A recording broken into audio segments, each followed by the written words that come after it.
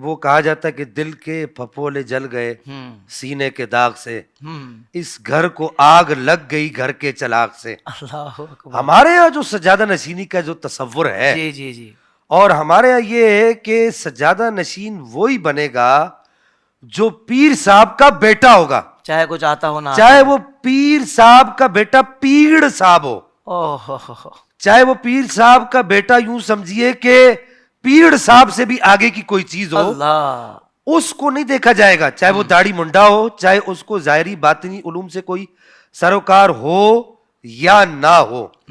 وہ کیا ہے کہ ایک موروثی سلسلہ چلا آ رہا ہے، بڑی بڑی عمارتیں ہیں، ان عمارتوں پر سب قابض ہے، کیوں کہ جی ہمارے ابا جی کی یا ہمارے نانا جان کی یا ہمارے ماموں جان کی جو ہے یہ وراثت ہے۔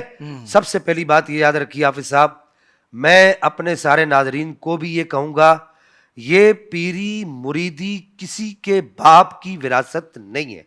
بالکل ٹھیک۔ اگر یہ وراثت ہوتی تو نبی پاک صلی اللہ تعالی علیہ وبارک وسلم دنیا سے جاتے ہوئے اس وراثت کو اپنے خاندان میں چھوڑ کر جاتے۔ صحیح، اس سے بڑی دلیل اور کوئی بھی نہیں ہے۔ ٹھیک ہے۔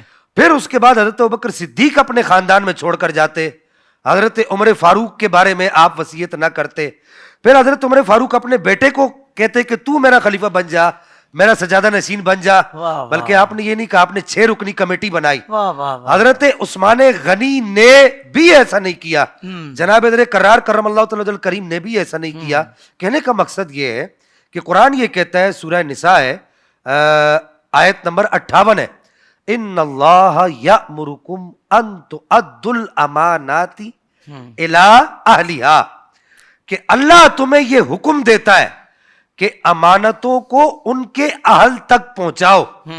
تو یہ جو ہمارے سینوں میں رسول اللہ کی امانت ہے، جو رسول اللہ کے ظاہری باطنی علوم کی امانتیں ہیں، والذین یبیتون لربہم سجدا وقیاما کی امانت ہے، ان الذین قالوا ربنا اللہ ثم استقاموا تتنزل علیہم الملائکہ کی امانت ہے، ان الذین آمنوا وعملوا الصالحات واخبتوا الی ربہم اولئک اصحاب الجنہ کی امانت ہے، افمن کان علی بینۃ من ربہ ویتلوہ شاہد منہ کی امانت ہے۔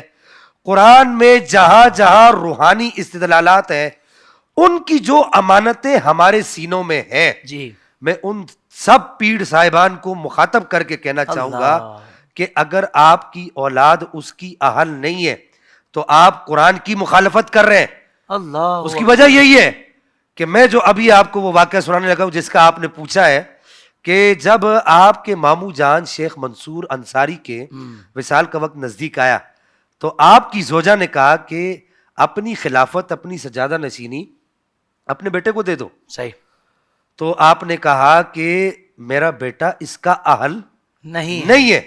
تو آپ کی زوجہ نے پھر دوبارہ اصرار کیا، پھر سے 12 اصرار کیا، تو آپ نے کہا کہ اگر تم اصرار کرتی ہو تو میں بطور امتحان کے ان دونوں سے آپ نے امتحان لیا، اور بطور امتحان کے آپ نے کہا کہ جا کے کھجور کے پتے لے کر آؤ۔ تو آپ کا بیٹا بہت سارے کھجور کے پتے لے کر آ گیا، تو سید احمد کبیر رفاعی گئے تو خالی ہاتھ واپس آ گئے۔ تو آپ نے اپنی زوجہ کو مخاطب کر کے کہا کہ اب ان سے پوچھئے کہ کیا وجہ ہے۔ پوچھی گئی تو سید احمد کبیر رفاعی نے ارشاد فرمایا، عرض کی کہ ماموں جان سے، کہا کہ مرشد گرامی بھی تھے آپ کے، کہا کہ مرشد پاک، استاد صاحب یا ماموں جان، میں نے جس پتے پر بھی ہاتھ ڈالا اس کو اللہ کا ذاکر پایا، اللہ کے ذکر کرنے والے پتوں کو میں ٹہنیوں سے کیسے جدا کر سکتا تھا۔ سید احمد کبیر رفاعی کے ماموں جان نے اپنی زوجہ کو دیکھا اور دیکھ کر کہا کہ میں نے بھی 3 مرتبہ اللہ کی بارگاہ میں عرض کیا تھا کہ یا اللہ میرے بیٹے کو خلیفہ بنا، مجھے یہ حکم نہیں تھا کہ میں اپنے بیٹے کو خلیفہ بناؤں، خلیفہ بننے لائق میرا یہ بھانجا سید احمد کبیر رفاعی ہے۔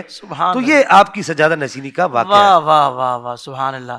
سوشل میڈیا پر اسلام کی صحیح تعلیمات جاننے کے لیے ابھی حافظ سائر قادری کا نیا YouTube channel Islamic digital studio subscribe کر لیں، اور ہاں، نوٹیفیکیشن بیل آئیکن کو بھی پریس کر لیں تاکہ ہماری نئی ویڈیوز آپ تک بر وقت پہنچ سکے۔